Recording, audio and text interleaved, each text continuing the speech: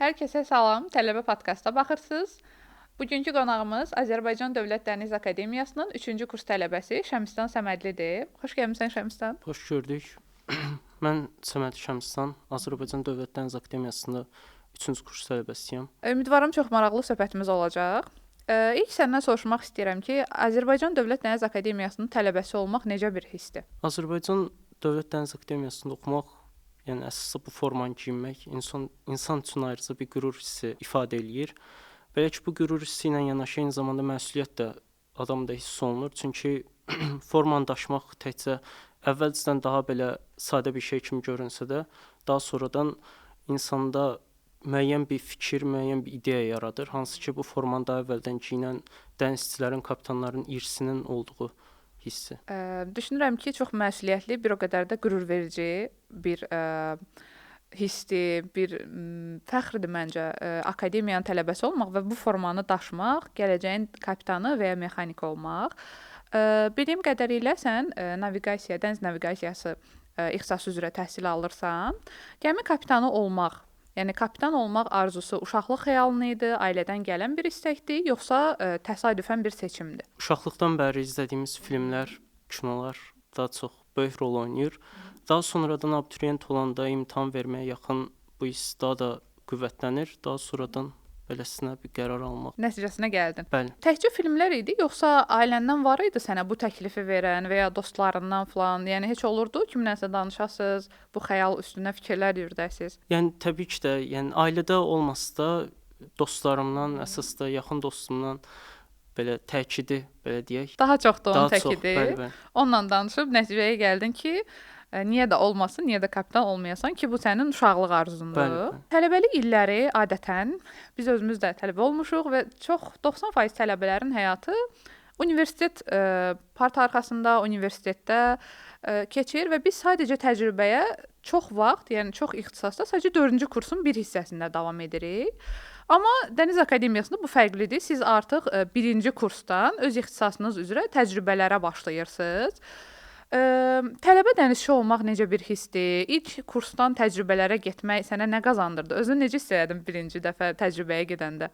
Yəni ilk dəfədən bu təcrübədə iştirak etmək, ilk dəfədən dənizə çıxmaq, yəni gəmini görmək insan üçün böyük bir qürur hissi ifadə eləyir. Hansı ki, bundan əlavə olaraq, yəni eyni zamanda fərqliliyi də hiss olunur. Dəniz Akademiyasında oxumaqla digər universitetlərdə oxumağın. Belə ki, düşünürəm ki, bu ixtisası oxumaq, eyni zamanda tək ixtisas deyil, eyni zamanda akademiyada oxumaq da müəyyən nəzəri biliklərlə yanaşı, eyni zamanda praktiki bilikləri də tələb eləyir. O praktiki biliklərin də formalaşması, öyrənilməsi müəyyən zaman tələb eləyir ki, bu zamanın da başlamaq 1-ci kursdan olması daha yaxşıdır. Yəni bu sizə çox şey qazandırır. Düşünürəm ki, əslində çox yaxşı bir şansdır və ya seçimdir. Akademiya sizə bunu təqdim edir ki, siz sahəniz üzrə sadəcə təhsil almırsınız. O təhsili tətbiq eləyərək daha da professionallaşırsınız, daha da formalaşırsınız və daha yaxşı öyrənmiş olursunuz. Yəni bu məncə sizin akademiyanın sizə verdiyi çox böyük bir şansdır. Universitetə gəldiyin ilk günlərdə, məsələn, parta arxasında əyləşəndə öyrəndiyin dərslər, o ilk vaxtlar bizdə olur axı, insan özünü hələ də o məktəb ab-havasından çıxmamış hiss eləyir və hələ də sən universitetdə oxuduğunu, xüsusilə akademiyada bir dənizçi olacağını dərk eləməmiş olursan. Nisbətən uşaqlıq havasında olursan da, belə deyək. Amma indi sən artıq beynəlxalq sularda üzmüş və təcrübəsi olan bir dənizçi tələbəsən. Məsələn, ilk gündən bu gün arasında hansı fərq hiss edirsən? Beynəlxalq sularda üzəndən sonra nəyi dəyişmiş gördün özündə? Əsasən ixtisasın, yəni peşənin çətinliklərini görmək, yəni peşənin həqiqi belə desək üzünü görmək, yəni insanda böyük dəyişikliklər, yəni çox da olmasa müəyyən bir dəyişikliklər yaradır, hansı ki, o da işə, peşəyə qarşı məsuliyyəti artırır. Bundan əlavə sevgini də artıra bilər ki, düşünürəm ki, çox adam da elə olur. Yəni belə deyə bilərəm, həm məsuliyyət, həm də sevgini artırdı. Yəni olur da, mən onda sizinlə razıyam ki, məsələn, universitetdə olanda insan hələ dərk eləmir də o işin ağırlığını, məsuliyyətini. Çünki oxuyursan, hələ düşünürsən ki, bitirəcəm və ya təcrübəyə gedəcəm, xəyallarda olursan və sənin üçün fərqli olur o xəyallar. Amma ora gedəndən sonra artıq o reallığı görürsən. O iş prosesi, dənizdə üzmək, gəmilər, başqa bir heyətlə işləmək və ümumiyyətlə fərqli bir mühitdə olmaq insanda çox şey dəyişir. Və məncə sizdə də elə olub. Yəni müəyyən fərqliliklər qatıb sizə. Fərqli bir mühitlə işləmək. İlk təcrübəniz, yəni akademiyadan General Əsadov gəmisinə göndərirlər də, bildiyim qədərilə. İlk praktikanız orada olur. Məsələn, orada siz ilk dəfə 1-ci kursda naviqasiya üzrə təhsil alırsınız, ilk ora gedirsiniz. Orada məsələn peşəyə baxışın necə dəyişdi? Hələ beynəlxalq sulara çıxmamışdın. Yəni orada dərslər necə keçirilir? Universitetdən fərqlidirmi? Yəni düşünürəm ki, qıraqdan baxanda sadə görünsə də, General Əsadov gəmisi yəni çox böyük əhəmiyyətə malikdir. Belə ki, ümumi üzməyə çıxmamışdan qabaq, yəni ümumi üzmə şərtləri ilə tanış olmaq üçün General Əsadov gəmisində olmaq böyük əhəmiyyət daşıyır. Yəni sadəcə mənim üçün deyil, bütün tələbə yoldaşlarım üçün də elə olduğunu düşünürəm.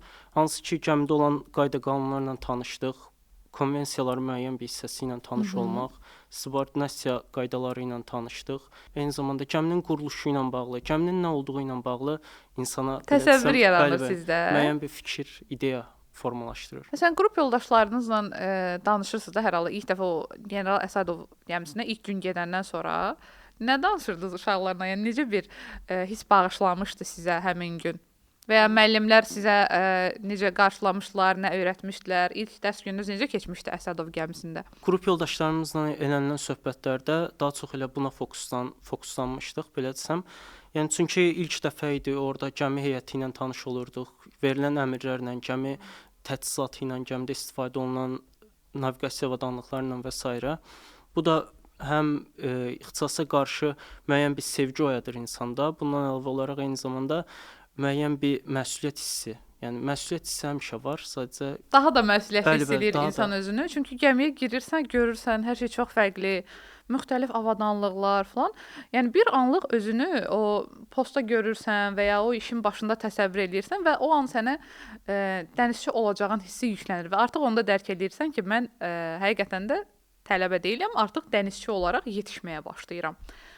Dəniz xəstəliyi deyə bir şey eşitmişdim mən. Bildiyim qədərilə dənizdə, yəni bunu daha çox beynəlxalq sulara çıxmış dənizçilərdən soruşuruq bu sualı. Ona görə ki, onlar ilk dəfə üzən bir gəmidə təcrübəyə gedəndə ilk gün onlarda ürək bulanma olur. Bu həyəcandanmı olur, yoxsa ilk dəfə təcrübəyə gedirsinizmi deyə olur? Bunun səbəbi nədir? Və sizdə olmuşdu belə bir şey? Düşünürəm ki, bu fikir haqqında bizim kapitanlarımız və s.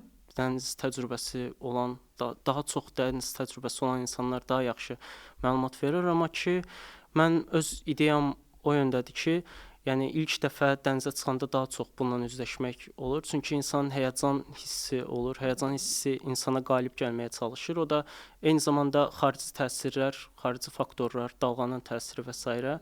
ürək bulanması və s. yaşadır. Bəli, məndə də olmuşdu.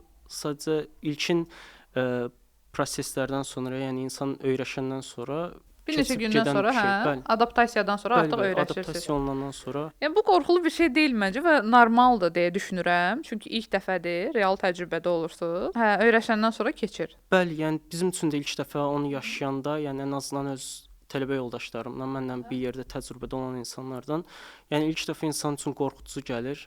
Yəni sanki ömrümüzün sonuna qədər davam eləyəcək, amma gəmidə olanlar, praktikamıza rəhbərlik edən şəxslər və s. sağ olsunlar, onlar da dəstək olurlar. Bəli, dəstək olurlar, həm də izah eləyəndən sonra insan bilir. Bilirsən, öyrəşirsən, və o qorxu artıq səndən çıxır ki, ömrümün sonuna qədər davam eləməyəcək. Akademiyada məsələn ixtisasınla bağlı ən çox sevdiyin fən, müəllimini sevdiyin fən var ümumiyyətlə? Yəni düzünü desəm, ixtisas fənlərinin hər biri, yəni hər bir fənin öz ayrıca mənası var. İxtisas fənləri çox fərqli bir mahiyyəti var. Çünki o sadəcə bizə akademiyada deyil, əsasda dənizə çıxanda, işləməyə başlayanda kömək olacaq. Çünki ixtisasımız elə bir ixtisasdır ki, yəni mənim fikrimcə nəzəri biliklər yetərli deyil. Sadəcə nəzəri biliklərlə inkişaf eləməyə çalışmaq olmaz. Yəni ona görə də elə bu təcrübələrin təşkil olunması və s. məncə buna görədir ki, yəni belə desəm, sırf ixtisas fənlərinin hər birini xoşlayıram. Hamısını sevirsiniz. Biri yoxdur, heç onu ən çox sevəsiniz. Məsəl üçün də filan müəllimin dərsi mənə çox xoşdur, çünki o müəllim gəlir, mən ona görə sevirəm o dərsi. Var elə bir fən və ya müəllim. Yəni elə bir fən desəm, naviqasiya fənnini deyərəm. Aha. Çünki ixtisasım da bu yöndədir. Sevdiyim fənn olaraq naviqasiya fənnini deyə bilərəm. Aha. Yəni ilkin olaraq naviqasiya fənnini. Çünki yəni həm ixtisasımızdır, bizə işimizi öyrədən, bizə müəyyən bir İlk fikri o yaradır, bəli, hə, ilk sizdə? fikri o İxtisasla yaradır, bağlı. nə olduğunu, işin nə olduğunu öyrədir. Ondan əlavə olaraq bu elektronik vasitələrdən istifadə, bu xəritələrlə işləmək və s. bunlar da bu fənlərdə öz yerini tutur. Sırf dəniz naviqasiyası üzrə təhsil alan tələbələr bildiyim qədərilə orada simulyatorlarla da işləyirsiniz. Məsələn, o simulyatorları necə təsvir eləyərsiniz bizə? Çünki mənə çox maraqlı gəlir ki, gəmidə deyilsən, amma gəmini simulyatordan idarə edirsən.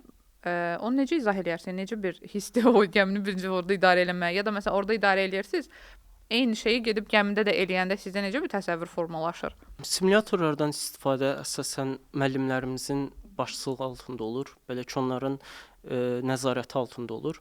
Həmin simulyatorlar dənizə çıxmağa belə deyim daha çox kömək olur. İnsanda özgüvən yaradır.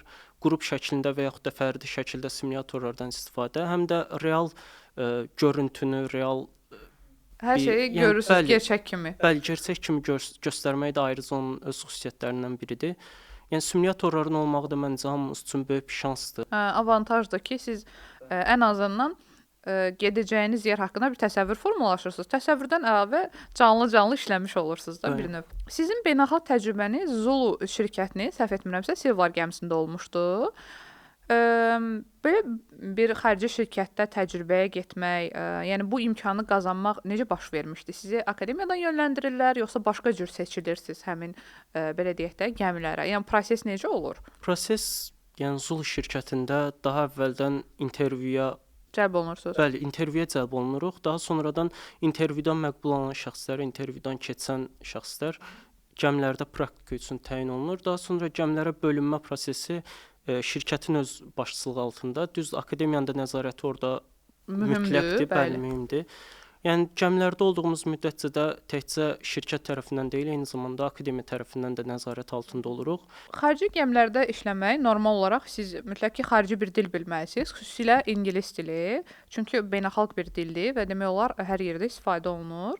Bundan əlavə dənizçilik, beynəlxalq dənizçilik konvensiyalarını da bilməlisiniz və əcnəbi bir heyətlə, başqa bir kapitanla ünsiyyət quranda, məsələn, akademiyada öyrəndiyiniz dil bacarıqları olsun və ya peşə hazırlığı ilə bağlı öyrəndiyiniz dərslər, onlar sizə nə qədər kömək olmuşdu? Xarici sularda işləmək istəyiriksə, xaricdə işləmək istəyiriksə, yəni ingilis dili mütləqdir. Çünki bir yerdə olduğumuz heyət sadəcə Azərbaycanlı və yaxud da dilini başa düşdüyümüz, yəni Türkiyəli olmur. Orada hindlilər, fransızlar, ruslar, hər millətdən, yəni heyət hər millətdən təşkil olunur.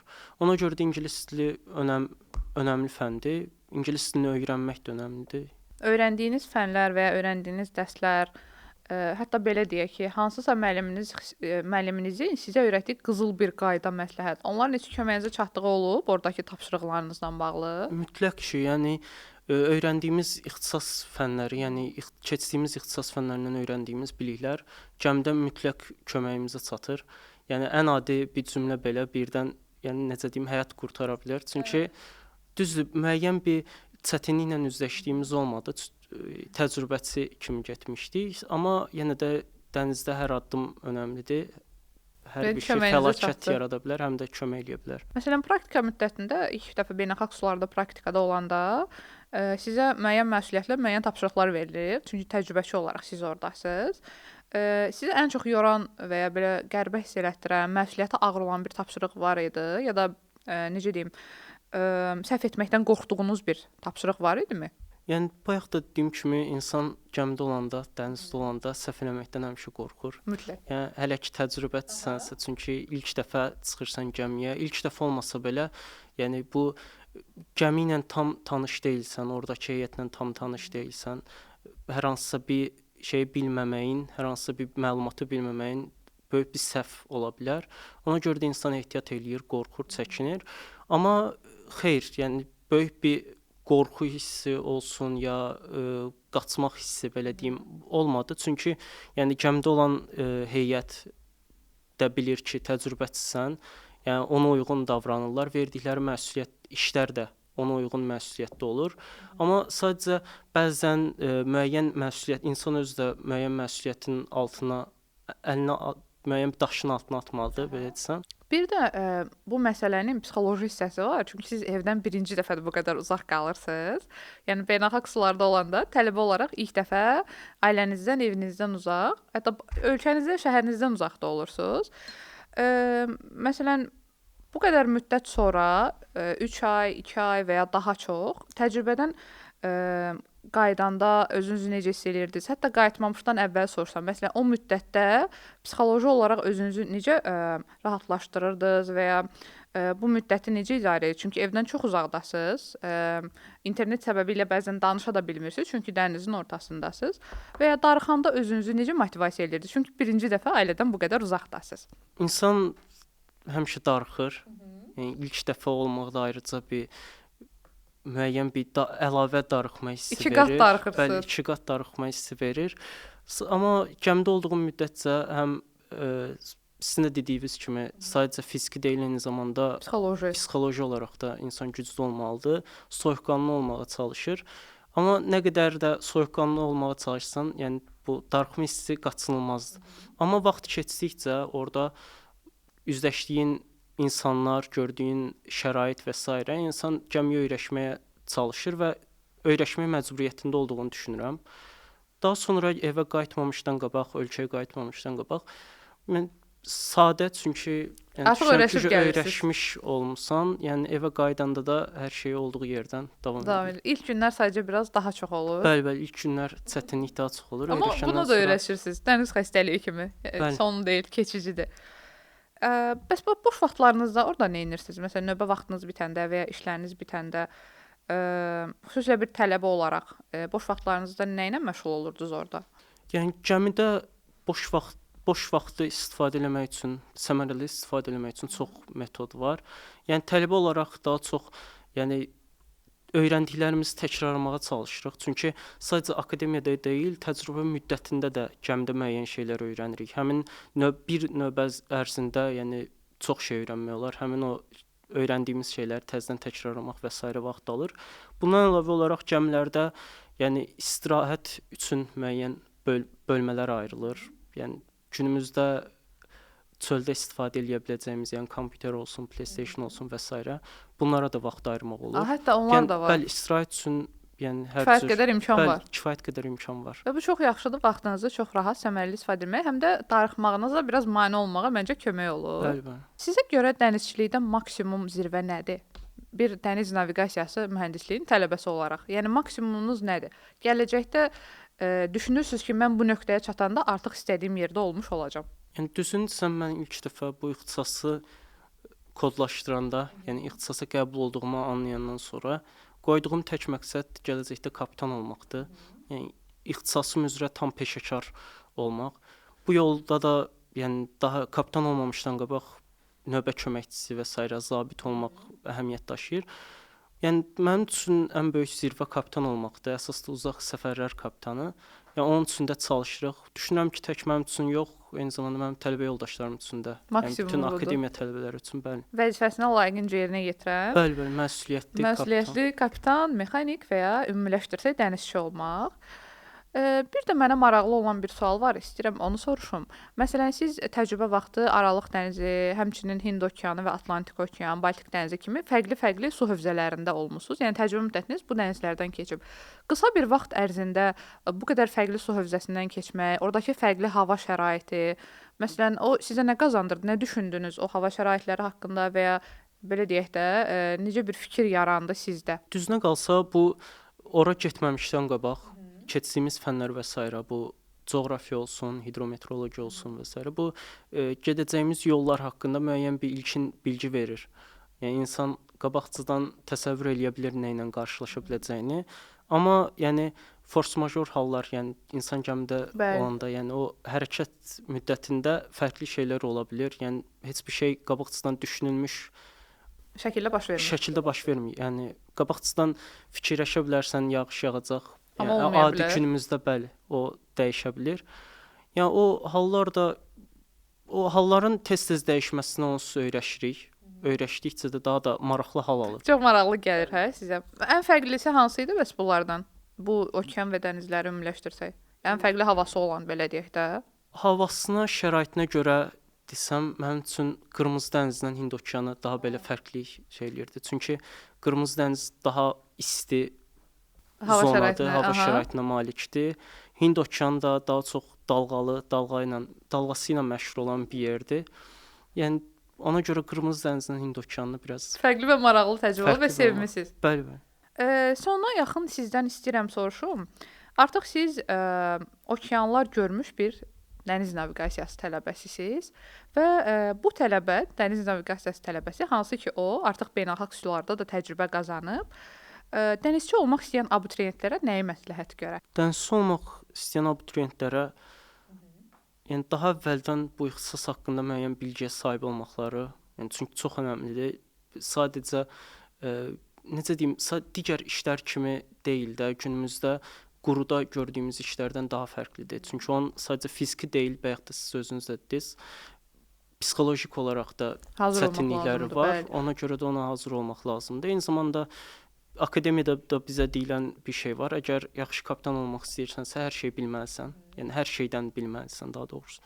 Ona görə hər bir şey haqqında maraqlanmaq, Öyrənmək, daha çox öyrənmək. bəli. Elə akademiyamızda, yəni tədris almaq, akademiyamızda oxumaq istəyən tələbələr üçün, abituriyentlər üçün, yəni çox böyük bir şansdır. Çünki akademiyanın diplomu 170-dən çox ölkədə tanınır. Bundan əlavə olaraq bu 170-dən çox ölkədə işləmə şansı deməkdir. Bütün beynəlxalq sularda üzmə şansı deməkdir. Ona görə də düşünürəm ki, yəni bu haqqda araşdırma eləyib, eyni zamanda bu işə çox belə sevgi hiss etməlidirlər. Bu şansları əldə etmək üçün akademiyanı seçməlidirlər. Beynəlxalq sularda üzmək və s. bunun kimi şansları əldə etmək üçün akademiyamızı seçməlidirlər. Çox təşəkkür edirəm. Çox maraqlı söhbət oldu. Ümidvaram izləyən hər kəsə faydalı olacaq. Sizə uğurlar arzulayıram Çox sağ olun. və akademiyaya gəlmək istəyən, Şəbistan kimi beynəlxalq sularda üzmək istəyən bütün abituriyentləri Azərbaycan Dövlət Dəniz Akademiyası gözləyir. Sağ olun, sağlıqla qalın. Növbəti bölümlərdə görüşmək ümidi ilə.